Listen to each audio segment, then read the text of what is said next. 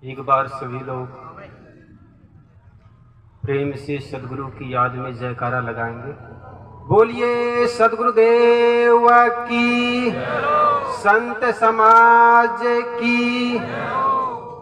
ये 5 तत्वों को मिलाकर के भगवान शब्द बनता है और हकीकत बात है ये 5 तत्व हमारे पास होते हैं। 5 तत्वों से जब संपन्न होते हैं तब हमारा जीवन सही सलामत चलता है।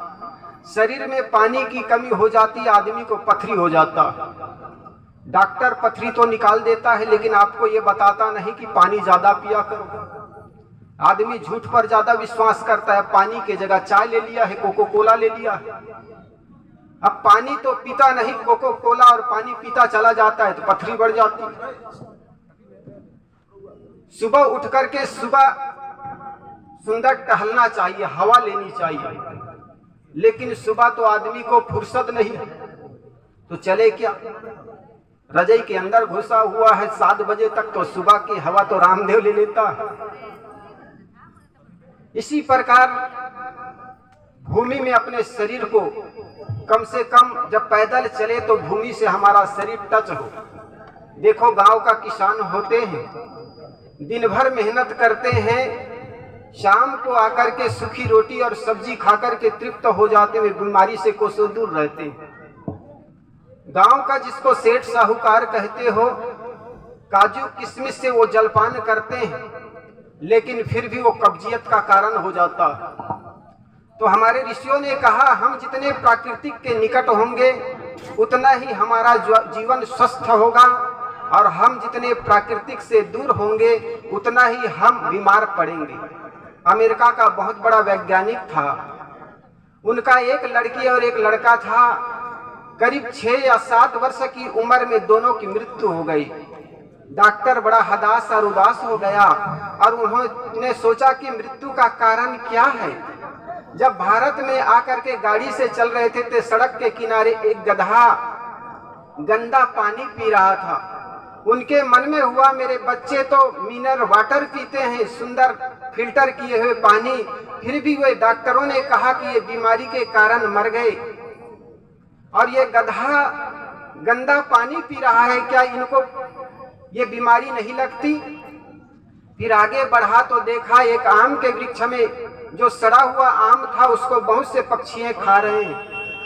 उन पक्षियों को देख करके उनके मन में हुआ कि हमारे बच्चे तो पके और सुंदर फल खाते थे, लेकिन ये सड़ा फल पक्षी खा रहे फिर भी बीमार नहीं पड़ रहे, कारण क्या है।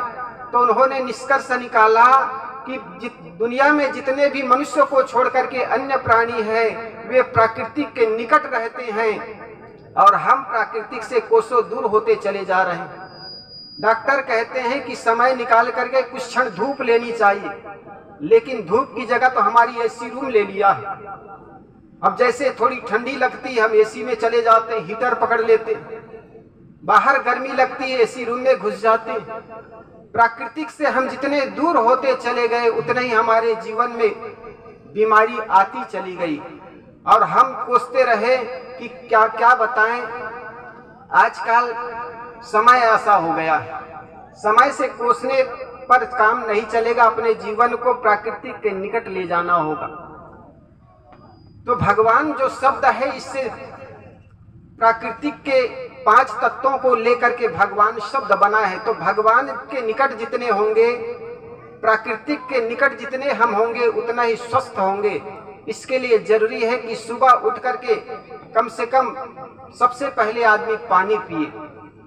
दिन भर में तो कम से कम 20 गिलास पानी पी लेनी चाहिए, लेकिन आदमी को पानी पीने के लिए फुर्सत नहीं, और डॉक्टर भी ये बात अच्छी बताते नहीं, न तो बता देगा तो सुनने वाले भी करता नहीं।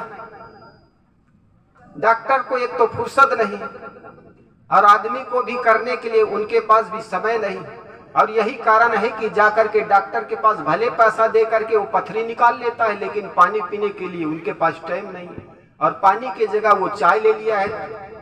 तो आदमी भले दिन भर में 10-20 कप चाय पी लेता है लेकिन पानी नहीं पीता। तो हम अगर स्वस्थ रहना चाहते हैं तो निश्चित जानिए प्राकृतिक के उतने ही निकट हो। हमारे जो शरीर का जो अंश है, कहते हैं कि 75% ये पानी होता है, और पानी के कमी में आदमी को लू लग जाता है, अनेक प्रकार की बीमारियां होती हैं। हमारे माँ बाप सुंदर जो जीवन को जन्म दिए हैं, ये जीवन एक हमारा जीवन कल्याणमय हो, सुंदर सुखमय हो। हर आदमी चाहता है कि हमारा बेटा, हमारा बेटी या हमारा जीवन सुखमय हो। दुनिया में कोई नहीं चाहता कि हमारा जीवन में दुख आए, समस्या आए। समस्या क्यों आती है, दुख क्यों आता है, दुख का कारण क्या है? वह आदमी दुखी हो जिनको दिन भर में एक वक्त का भोजन ना मिला हो, वह व्यक्ति दुखी हो जिनको पहनने के लिए कपड़ा ना हो, वह व्यक्ति दुखी हो जिनके पास रहने के लिए छत ना हो, तो बात समझ में आती है।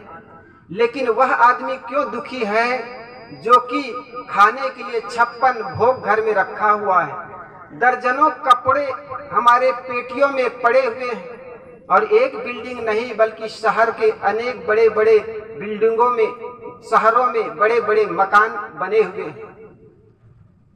आपने कुछ दिन पहले देखा होगा, सहारा कंपनी के मालिक राय साहब को जब मरा तो उनकी पत्नी उनके पास नहीं थे।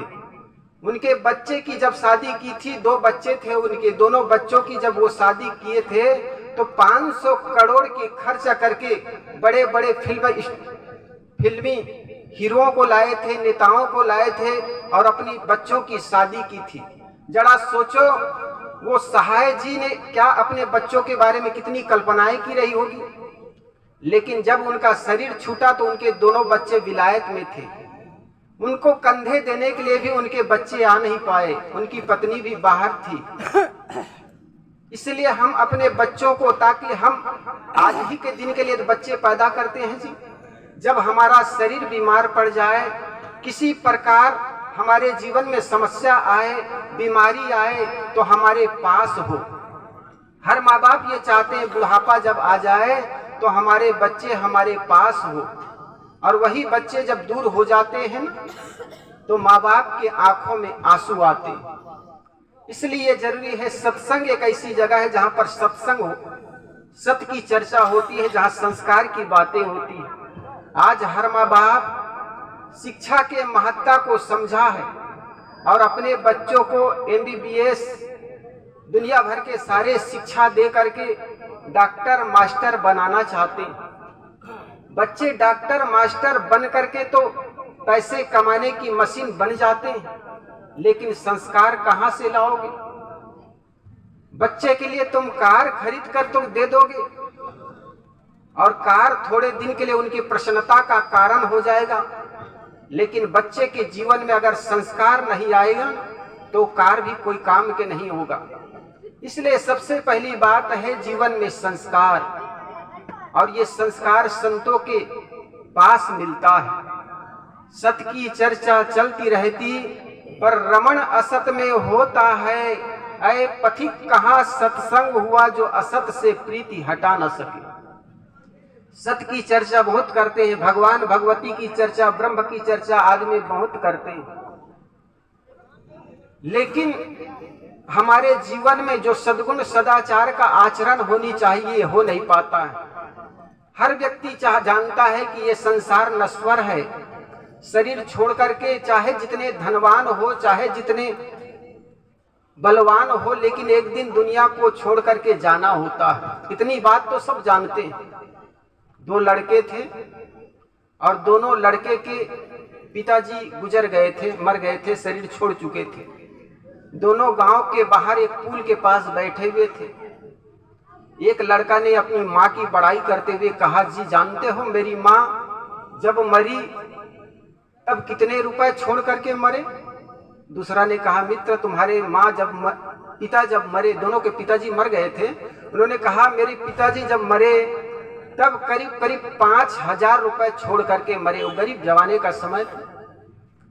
मेरे पिताजी जब मरे तब 5000 रुपए छोड़ करके मरे थे। दूसरा लड़का ने सोचा, ये अपने पिताजी की बड़ाई कर रहे हैं और इतनी बड़ाई कर रहे हैं, अभी पिछले बार इनकी माँ बीमार पड़ी थी, डॉक्टरों ने कहा था कि इलाज ऑपरेशन कराने के लिए 2000 रुपए की आवश्यकता पड़ेगी, तो इन्होंने कहीं 2-4 दरवाजे झांक के तब कहीं 2000 का प्रतिबंध कर पाए थे, और आज अपनी माँ की इतनी बड़ाई कर रहे हैं कि 5000 पिताजी छोड़ करके गए ये कह रहे हैं। तो दूसरा लड़का से भी रह नहीं गया। दूसरा लड़का ने कहा बस तुम्हारे पिताजी गुजरे तब केवल 5000 रुपए छोड़ करके मरे। जानते हो मेरे पिताजी गुजरे तब कितने रुपए छोड़ करके मरे? तो पहले वाला लड़का के मन में हुआ क्या इससे ज्यादा छोड़ के मरे जी तुम्हारे पिताजी? 5000 नहीं तो क्या 10,000, 15,000? दूसरा लड़का ने कहा भले आदमी इससे भी ज्यादा, तो क्या 1 लाख, 2 लाख? दूसरा लड़का ने कहा क्या इससे ज्यादा तुम्हें गिनती नहीं आती क्या? तो क्या 1 अरब, 2 अरब? तो दूसरा लड़का ने कहा अरे भले आदमी 1 अरब, 2 अरब नहीं, जबकि मेरे पिताजी मरे तो पूरी दुनिया छोड़ करके मरे थे, और सबको इसी प्रकार एक दिन जाना है। मौत सबको आनी है, कौन इससे छूटा है? तू फना नहीं होगा एक ख्याल झूठा। सबको मौत आनी है। सभी कहते हैं भैया एक दिन जाना जरूरी है, लेकिन कौन ये बात सदा याद रखता है? शमशान घाट में किसी के अर्थी को कंधे देकर जब जाते हैं, सबका मन वैराग्य से भर जाता है। भैया कुछ रखा नहीं है दुनिया में। कोरोना काल में जब मर रहा था ना आदमी, तब देखो उनके चेहरे देखते बनता था। आज किसी को दाग देकर आए, फिर दूसरे और खड़ा तैयार है।